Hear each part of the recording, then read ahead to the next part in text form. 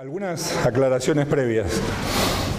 En primer lugar, yo les voy a hacer una presentación de lo que para mí sería una visión del derecho desde una perspectiva austríaca, teniendo en cuenta que la escuela austríaca tiene exponentes diversos.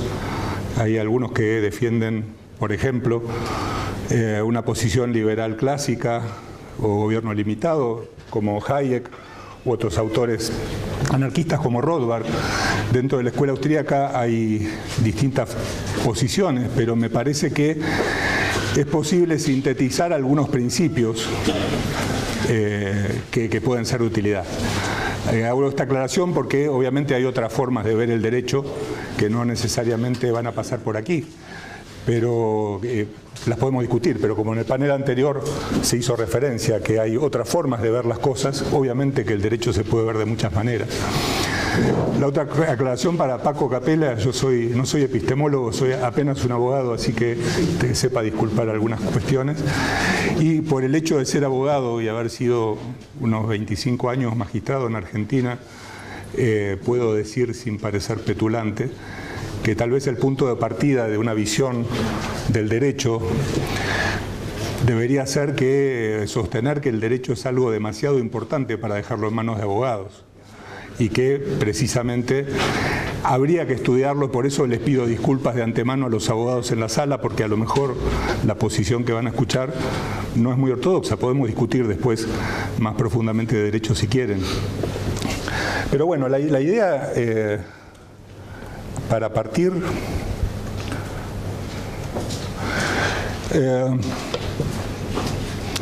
obviamente que para avanzar hacia el estudio del derecho deberíamos partir del individualismo metodológico, que es como la escuela austríaca ha encarado el estudio de la economía.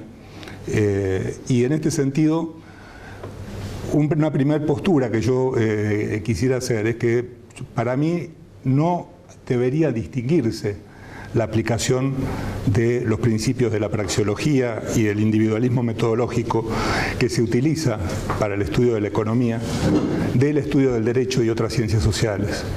Ustedes saben que en la historia del mundo, sobre todo en el siglo XVIII, irrumpió fuertemente el racionalismo, lo que llamaría Hayek un racionalismo constructivista.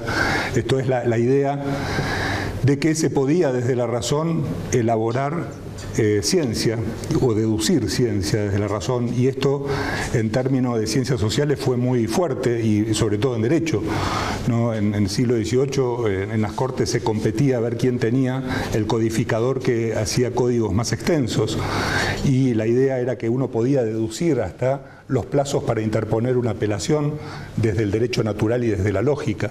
Y eso fue el racionalismo constructivista, una forma de construir la sociedad basado en un preconcepto racional. ¿Pero a qué llevó esto?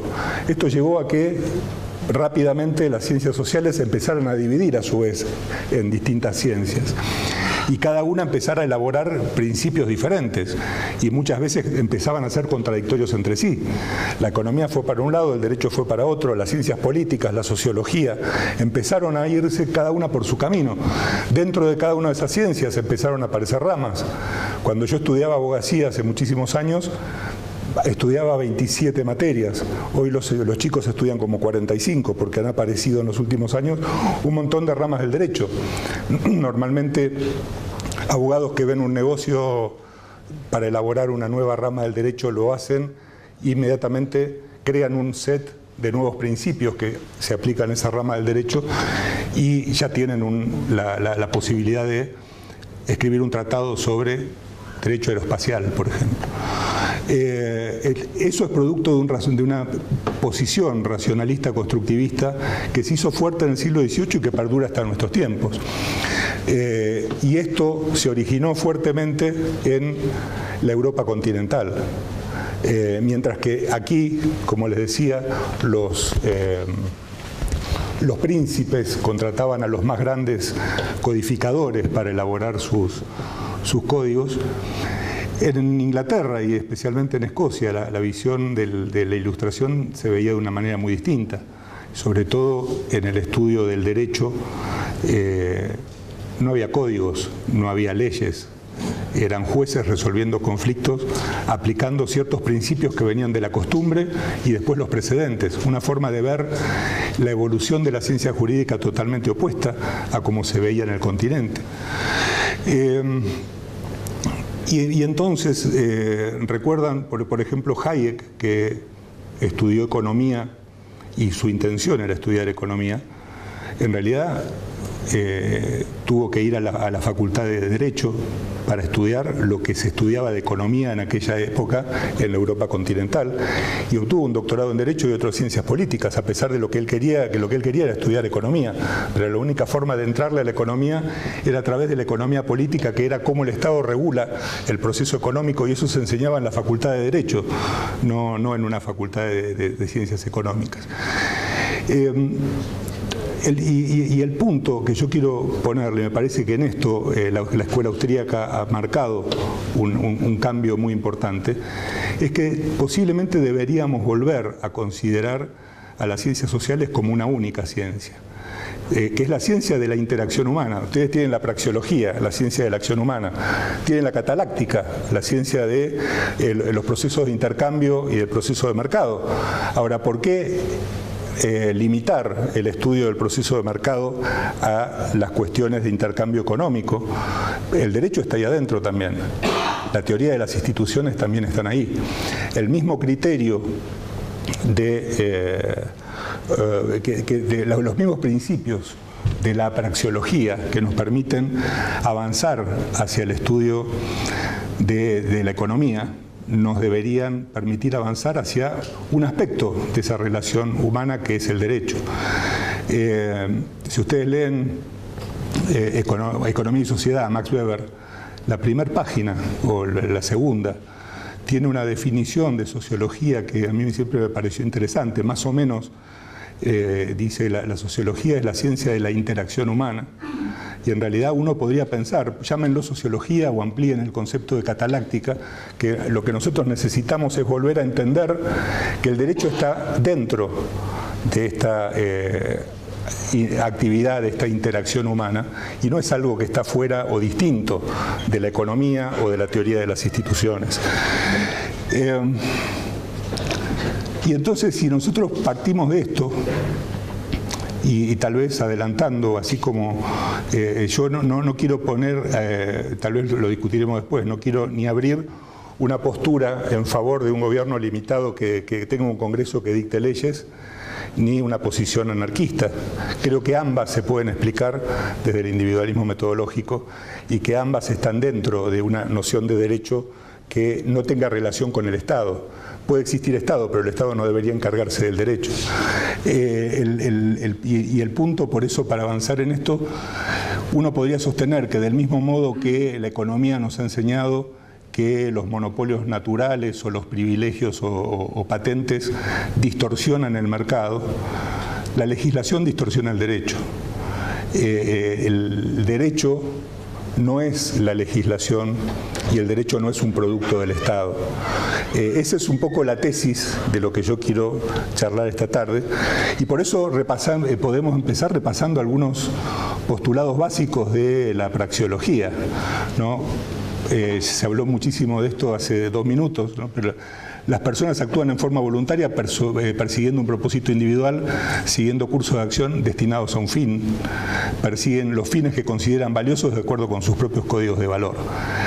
Esto es un punto de partida. Cada uno de nosotros actúa de una manera distinta. Si se puede predecir o no, no lo voy a dilucidar yo, pero lo cierto es que cada uno de nosotros aquí adentro incluso, actúan en forma distinta, tienen códigos de valores distintos, tienen expectativas distintas, y no solo eso, dentro de 10 minutos van a tener otros que van a ser distintos. Si uno parte de esta base, traten de combinar cada uno de estos postulados con la idea de una ley elaborada por la autoridad que ustedes quieran, que ex ante le dice a todas las personas cómo tienen que actuar en determinadas circunstancias. Digo, si todos tenemos códigos de valores diferentes, si todos actuamos de maneras distintas buscando nuestros propios destinos, ¿de qué manera yo podría elaborar una ley general ex ante y obligatoria para todo el mundo? Ahí ya tengo un primer problema. El conocimiento, otro tema del que se habló hace un rato, es limitado. Si no fuera limitado no estaríamos aquí discutiendo, ya sabríamos todo. Es personal. Cada uno de nosotros tiene una cantidad de conocimiento que es distinta del otro, y además ese conocimiento tuvo que aprenderlo por su propio esfuerzo. Un chico que nace hoy en el mundo, en el siglo XXI, sabe de computadoras lo mismo que sabía un chico en la Edad Media. Todo lo que puede saber a los 3 años, maneja una computadora mejor que nosotros, lo aprendió. No le fue traído genéticamente, por lo menos no que yo sepa. De modo que el conocimiento uno lo adquiere y tiene que hacer el esfuerzo de adquirirlo. Es contextual, obviamente lo que para nosotros tomamos como cierto hoy, porque necesitamos un contexto de certeza para poder tomar decisiones, puede cambiar en el futuro, esto también se dijo hace un rato, y está disperso, tal vez esto es lo más importante. Cada uno de nosotros tiene bastante conocimiento sobre algo y casi nada sobre muchas otras cosas. Si viniera Vernon Smith, el Premio Nobel de Economía, y se sentara aquí, seguramente nadie sabría de economía experimental como él. Pero si él quiere ir a comer una paella esta noche en algún lado, seguramente todos ustedes sabrán mejor que él a dónde se puede comer una buena paella. Y entonces hay conocimiento que es útil, pero que está disperso entre todas las personas.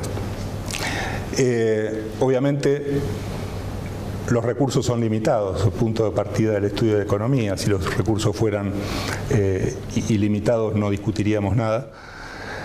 Las decisiones se adoptan tomando en cuenta preferencias temporales, qué es lo que prefiero tener hoy a cambio de algo que resigno para más adelante, y en esto cada persona es distinta. Y finalmente, como consecuencia de todo esto, la cooperación es útil para los hombres para alcanzar sus fines. Esto es, Hayek decía que la división del conocimiento era un tema tan importante como la división del trabajo, pero mucho menos estudiada. Esto es, una de las primeras cuestiones que nosotros tenemos cuando estudiamos el mercado, es que lo que estamos intercambiando es conocimiento primero y después intercambiamos productos. De modo que la cooperación en estos términos es fundamental para el ser humano. Tenemos estos conceptos que en principio nos tendrían que hacer dudar terriblemente de la posibilidad de que existan leyes generales que nos intentan regular aspectos de nuestra vida.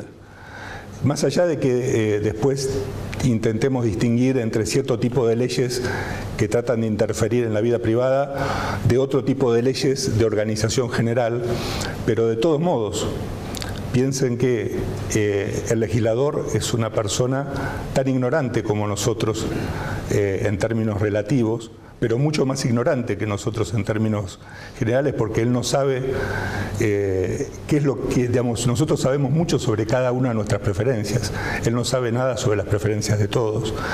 Y entonces, sobre la base de estos principios que nos podría dar la praxeología, y avanzando hacia la interacción humana, acá tenemos varias enseñanzas de algunos autores, uno de ellos muy vapuleado por los austríacos, tal vez injustamente, no como Adam Smith, que sí, obviamente se equivocó tal vez, no sé ya a esta altura si puedo decir que se equivocó, pero que le podríamos decir que no entendió la subjetividad del valor, pero que sin embargo hizo un aporte brillante sobre la forma en que se producen los fenómenos sociales, a tal punto que los autores morales escoceses son tomados por Menger. Si ustedes toman la metodología de las ciencias sociales de Menger, van a encontrar prácticamente la misma cantidad de citas de autores escolásticos o de la Escuela de Salamanca que citas de los autores morales escoceses, simplemente porque tomó a cada uno en aspectos o en cuestiones distintas. No lo tomó Hayek, a Adam Smith para discutir la teoría del valor, pero sí para discutir cómo funcionan los fenómenos sociales.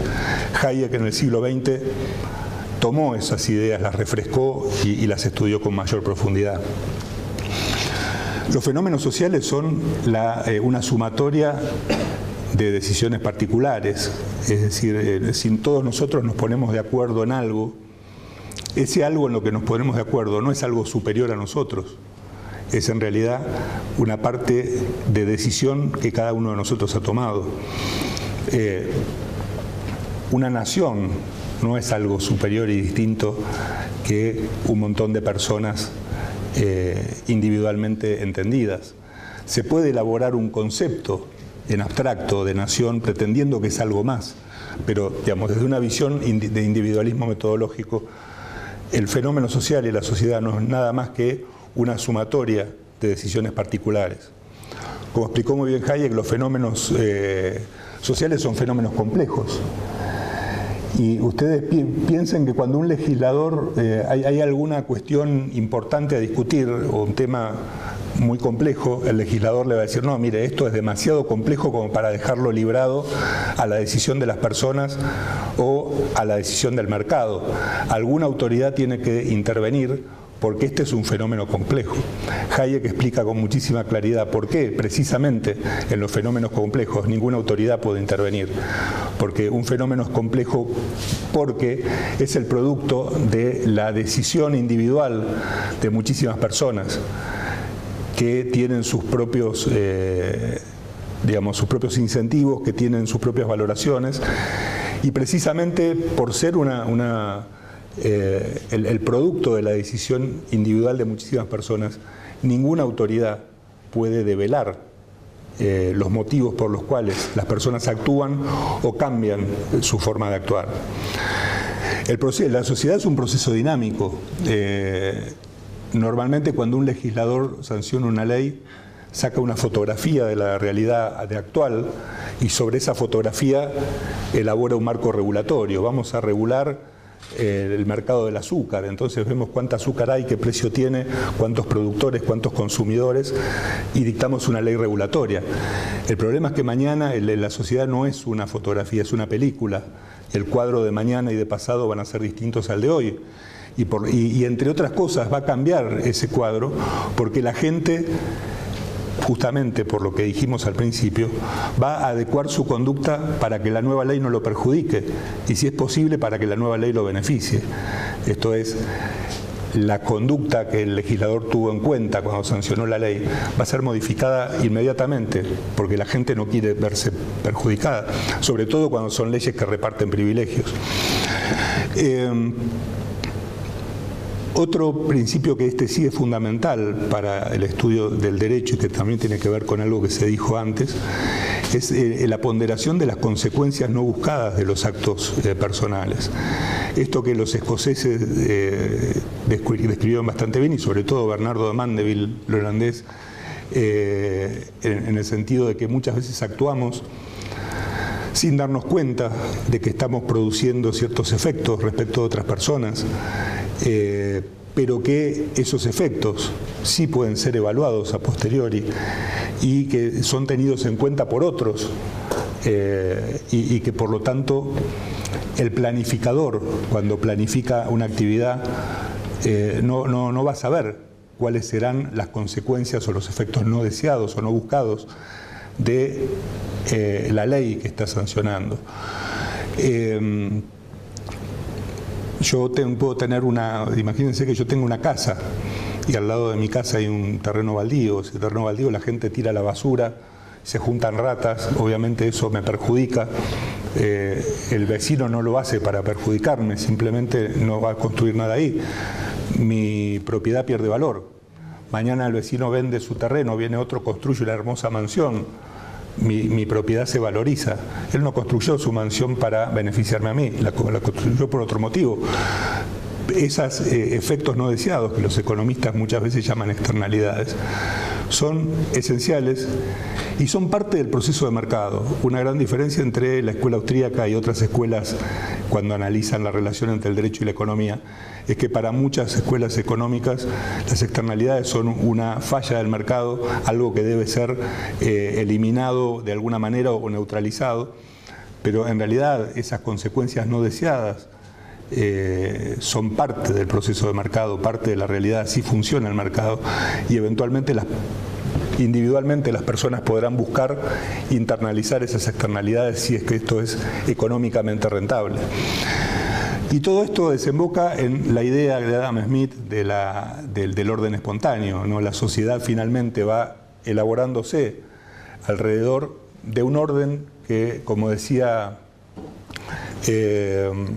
Adam Ferguson, uno de los autores morales escoceses, ¿no? Decía, las personas se tropiezan con instituciones que son el producto de la acción humana, pero no del designio de persona alguna. Esto es, y ponía como ejemplo al derecho, a la moral, a la moneda, al lenguaje. Es decir, nosotros hablamos y utilizamos un lenguaje que además va evolucionando con el tiempo. Pero nadie creó el lenguaje. Si no hubiera seres humanos no habría lenguaje, pero nadie lo creó. Y con ese mismo criterio uno puede decir, la moneda, hasta que aparecieron los bancos centrales, solo existía porque había seres humanos comerciando, pero ningún ser humano inventó la moneda. Fue el producto de un proceso espontáneo por el cual algunos bienes fueron decantando como moneda.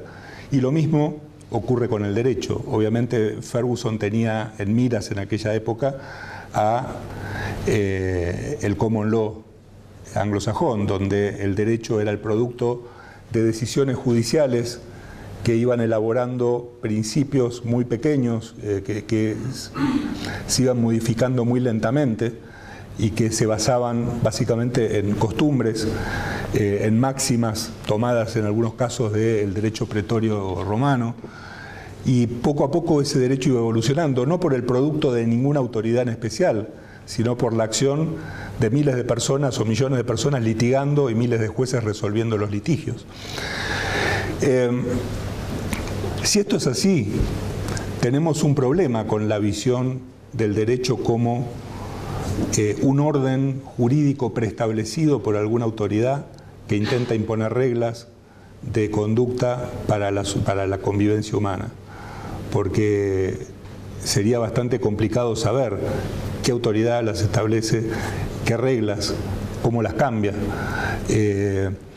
Piensen que la mayoría de los marcos regulatorios que existen se generan a posteriori de un descubrimiento. Alguien descubre una nueva tecnología, esa nueva tecnología no la descubrió gracias a que había una ley que le permitiera descubrirla, la descubrió. Después que descubrió la tecnología, vino el legislador a regularla. La ley siempre va detrás del avance del hombre. No hay posibilidad de que se pueda ex ante establecer un marco jurídico que sea perfectamente válido. Ya discutiremos qué alcance puede tener el derecho en una sociedad con Estado. Pero aquí yo quiero detenerme en el aporte de quien para mí con mayor claridad explicó al derecho con una visión austríaca, que fue Bruno Leoni. No, Bruno Leoni decía, el derecho nace con el reclamo, con la pretensa. Cada vez cuando una persona tiene un reclamo, ya sea porque incumplieron un contrato o porque le produjeron un daño, ahí es donde nace el derecho a obtener un reclamo, a obtener una respuesta. Y ahí es donde el derecho comienza a tener virtualidad. Y este es un proceso que se da, fíjense, dentro del mismo marco en el que se produce el mercado. Uno tendería a pensar por qué estudiamos al mercado por un lado y al derecho por el otro, si finalmente el derecho es una forma, es un aspecto de la discusión que se da dentro de un proceso de mercado. Es la discusión que se da cuando alguien no cumple un contrato, cuando alguien produce un daño, en el mismo marco de la acción de intercambio que se produce en un mercado.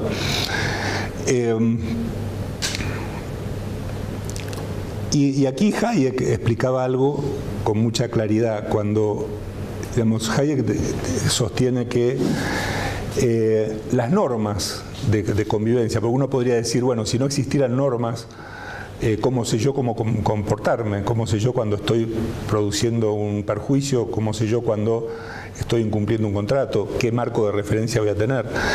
Y Hayek, recurriendo un poco a la antropología, explica muy bien que las normas fueron elaboradas en forma espontánea y, digamos, por un proceso de yo me doy cuenta que si realizo determinada conducta dentro de mi comunidad voy a tener un problema, o voy a tener un beneficio. La gente se acostumbra a actuar de acuerdo con lo que es más conveniente y razonable para no tener problemas con los demás. ¿No? Hayek decía, mucho antes de que el ser humano alcanzara a comprender conceptos abstractos tales como ley, derecho, justicia o tribunales, ya estaba respetando ciertas normas o ciertas leyes porque sabía que si no lo hacía iba a tener problemas. Entonces el punto es que muchas veces se descarta o se desvaloriza la importancia de las normas consuetudinarias o de las normas de conducta que las personas respetan. Si yo vengo en el metro de mi hotel hasta aquí y alguien me pisa un pie en el metro, bueno, yo tengo un reclamo, diría Bruno Leoni. Ahora, ¿qué reclamo voy a tener? Bueno, yo sé que normalmente con que me pida disculpas se resolvió el asunto. ¿Por qué? Porque durante mucho tiempo seguramente hemos aprendido que llevar esa discusión, porque me pisó un pie mucho más allá de un mero pedido de disculpas, no es eficiente para nadie, no es útil para nadie y puede ser perjudicial para todos.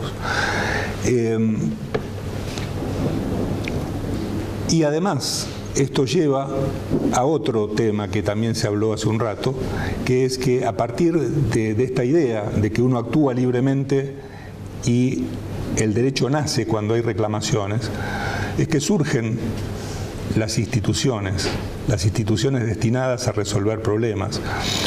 Hayek, en La contrarrevolución de la ciencia, decía que la palabra instituciones no le gustaba, o sea, que por lo menos institución no es aquello que artificialmente fue elaborado, no es solamente aquello que fue como el Congreso, los tribunales o este edificio, sino que instituciones son todos los mecanismos por los cuales las personas resuelven problemas. ¿No? Si uno toma la teoría institucional de Douglas North, por ejemplo, North le dice que una institución es cualquier mecanismo que le permite disminuir costos de transacción o definir derechos de propiedad. En otras palabras, todo lo que a ustedes les permita una más eficiente resolución de sus problemas y la posibilidad de ejercer sus derechos, va a ser una institución, sea un contrato, sea un mecanismo de mediación espontánea o lo que ustedes quieran. Y estas instituciones no han sido fruto de creación artificial por ninguna autoridad. Surgieron cuando la gente encontró que eran útiles para resolver sus conflictos y encauzar la convivencia pacífica a través de estas instituciones. Cuando fallaron y dejaron de ser eficientes, fueron dejadas de lado y surgieron otras.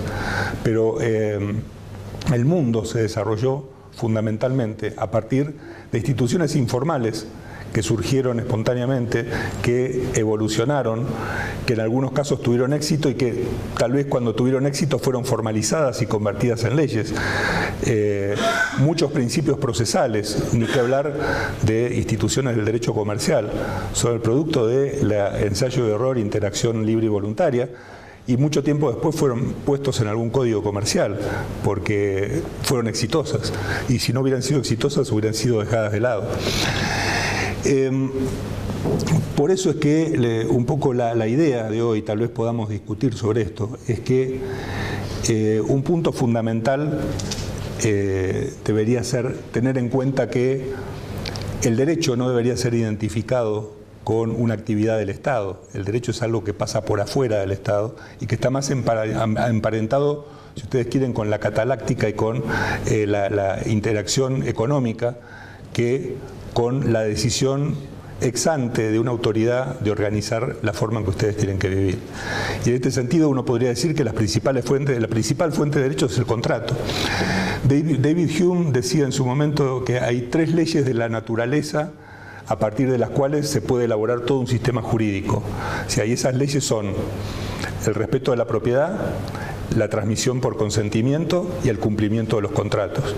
Si ustedes le agregan la responsabilidad por los daños producidos, tienen 4 pilares a partir de los cuales, respetando esos 4 principios, cualquier sociedad puede ser organizada y cualquier juez o árbitro o mediador o lo que fuera puede ayudar a encontrar la solución a un conflicto.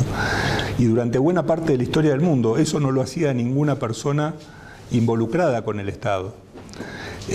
Piensen, por ejemplo, en lo que era la lex mercatoria, ¿no? Entre los siglos XI y XIV aproximadamente, en todo lo que era el Mediterráneo, los principales puertos comerciales, se desarrolló un sistema de resolución de conflictos llamada lex mercatoria, que obviamente no eran leyes, sino que eran principios emanados de la costumbre comercial, aplicados por personas que no eran abogados, sino que eran comerciantes y que resolvían conflictos comerciales aplicando las costumbres de cada puerto, elaborando un derecho. Tiempo después, cuando el mercantilismo irrumpió en Europa, la ley mercatoria fue sustituida por la intervención del Estado en el derecho comercial. ¿Por qué? Y porque ya el comercio comenzó a ser una cuestión de Estado. Entonces el rey tenía interés en que se regule la industria, se regule el comercio internacional, las finanzas, todo. Y por lo tanto, aquel derecho de comerciantes que resolvían conflictos entre comerciantes aplicando costumbres comerciales se transformó en imposiciones legales impuestas por el Estado para regular la forma en que las personas ejercían el comercio. Sin embargo, si uno deja de lado la intervención del Estado en esto, la primera fuente de derecho es el contrato. Lo que las partes, lo que las personas discuten y lo que las personas acuerdan es la principal fuente de los derechos que van a tener.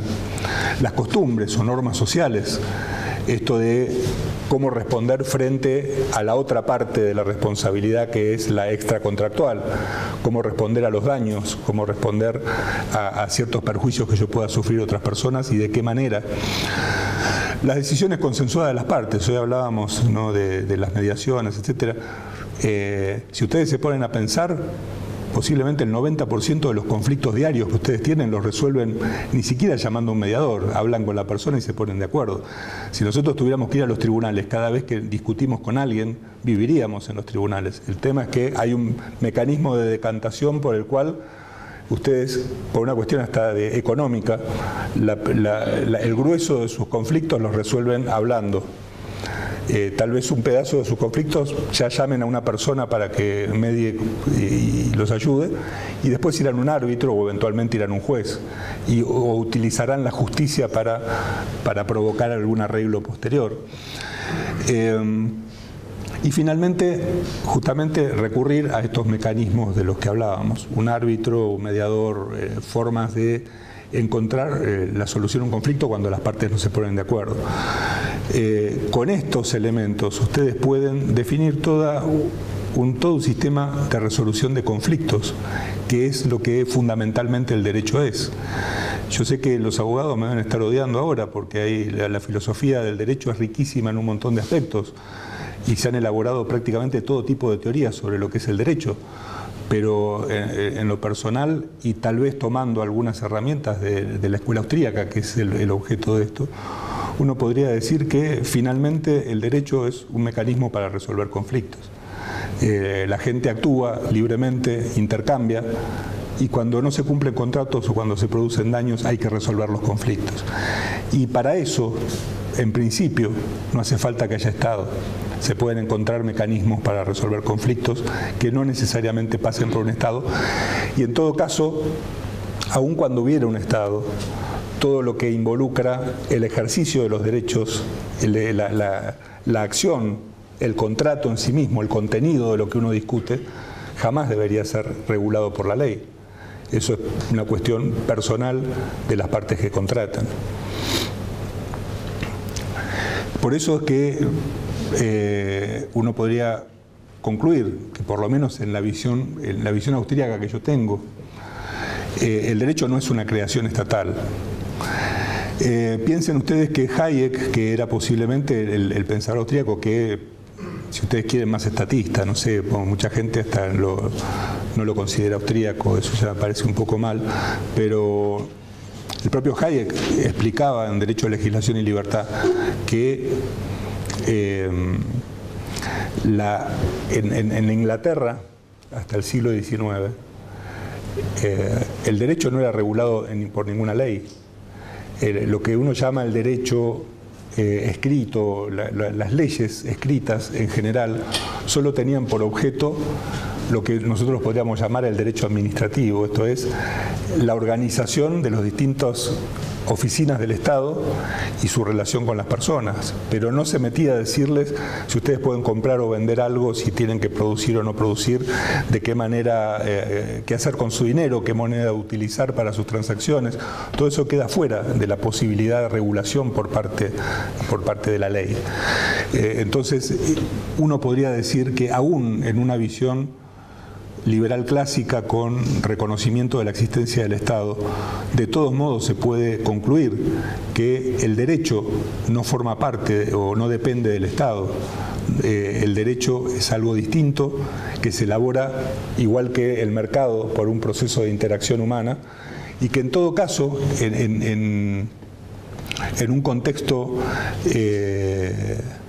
de gobierno limitado, la legislación debería tener solamente por objeto organizar aquellos órganos del Estado que tengan que existir y eventualmente establecer un mecanismo de solución de conflictos en última instancia, o sea, tribunales de última instancia para cuando todos los demás mecanismos fallen, que alguien pueda recurrir. En este contexto uno podría llegar a la conclusión, hoy decíamos por qué hay más mediación en ciertos países que en otros, ¿por qué hay tanta mediación en los Estados Unidos? Uno de los motivos, pienso yo, que hay mucha mediación en los Estados Unidos, más allá de costumbres, es porque la jurisprudencia de los tribunales, en primer lugar, el derecho lo elaboran fundamentalmente los jueces, a través de jurisprudencia, y la jurisprudencia es lo suficientemente estable como para que y predecible, esto es fundamental, como para que la gente sepa qué le va a esperar si va a los tribunales. Digo, si yo sé cómo van a resolver los jueces, porque lo puedo predecir de acuerdo con lo que se está discutiendo, siempre voy a encontrar una forma más barata de solucionar el conflicto por afuera de los tribunales que yendo a los tribunales. Cuando los tribunales son predecibles y cuando la legislación no interfiere modificando los marcos legales permanentemente, ustedes tienen muchos incentivos para resolver sus conflictos por afuera del Estado que recurriendo a los tribunales del Estado. Por eso es que en los países donde se produce esta estabilidad, donde la legislación no es invasiva y donde los tribunales son predecibles en sus criterios jurisprudenciales, esto es como los precios del mercado. Ustedes tienen, una de las funciones de los precios en el mercado es darles señales de dónde invertir. La jurisprudencia es como un sistema de precios, le indica a ustedes cuánto tienen que pagar por su derecho. Entonces, si ustedes ya saben lo que van a pagar por su derecho yendo a los tribunales, van a encontrar una forma más eficiente de resolverlo por afuera a través de una mediación. Y por eso es que en países como Estados Unidos, incluso las causas penales, en un 90% se resuelven con negociaciones y no por juicios. La legislación entonces debería limitarse a regular el funcionamiento de los órganos del Estado y en todo caso, en un supuesto de existir un gobierno limitado, las cuestiones jurídicas deberían ser resueltas fundamentalmente a través de un derecho de elaboración judicial. Es decir, volviendo al principio de Bruno Leoni, hay un conflicto, interviene el Estado. ¿Cómo? A través de un juez. Si no hay un conflicto, no interviene nadie. El juez está sentado en su estrado esperando que venga gente con conflictos. No está escribiendo ex ante qué conflictos calcula que va a haber e imponiéndole a la gente cómo los va a tener que resolver o cómo va a tener que actuar. El derecho de elaboración legislativa es muy peligroso desde ese punto de vista. Mientras nosotros estamos aquí, quién sabe lo que están resolviendo en el Parlamento. Tal vez están dictando una ley que los va a empobrecer a todos mañana y no tienen forma de evitarlo. En cambio, si hay un conflicto y ustedes van a un juez, ya saben que ahí pueden discutir todo lo que quieran discutir. Y por eso, para terminar y abrir, si ustedes quieren, un debate, yo entiendo que, primero, la lucha por el derecho, hay un viejo libro de von Jhering, que seguramente los que estudian derecho lo habrán leído alguna vez, que se llama La lucha por el derecho, un encendido testimonio sobre lo importante que sea los tribunales a pelear por las causas justas, etc. Yo pienso que hoy por hoy la lucha por el derecho es la lucha por separar el Estado del derecho, por evitar la injerencia del Estado en cuestiones jurídicas. El derecho es algo que debería elaborarse por otro camino, totalmente diferente. Los mismos argumentos que utilizamos hoy para separar la economía del Estado nos deberían servir para separar el derecho del Estado. Y que es necesario replantear conceptos tales como soberanía y legislación. Hoy estamos fregados, es así de simple, o sea, legislación va a seguir habiendo porque los Estados tienen soberanía y dentro de esa soberanía consideran que tienen facultades para regular su vida hasta los últimos detalles. Replantear y rediscutir los conceptos de soberanía y de legislación debería ser el punto fundamental, porque yo digo que todavía no pegué el salto para convertirme en anarquista definitivamente. Todavía, como alguna vez dijo Buchanan, soy un anarquista intelectual. Cada vez me convenzo más que la lucha por el gobierno limitado es una lucha casi perdida, porque allí donde el Estado tenga poder, siempre va a ser muy difícil limitarlo. Entonces lo que queda es replantear ciertos conceptos como soberanía, como el rol de la legislación, y tratar de buscar formas de saltarse el problema de la soberanía. La Free Cities, para mí, la gran discusión del momento, es posiblemente la solución del futuro, es decir, encontrar lugares que ya sea por negociación política como se está haciendo en Honduras o por algún otro mecanismo, se pueda organizar comunidades que no apliquen estos criterios de soberanía y de legislación y permitan que el derecho junto con la economía, junto con la teoría de las instituciones, puedan evolucionar libremente a partir de los criterios del individualismo metodológico que vimos al principio. Esto es básicamente lo que les quería plantear y me gustaría si podemos hacer algún intercambio. Muchas gracias.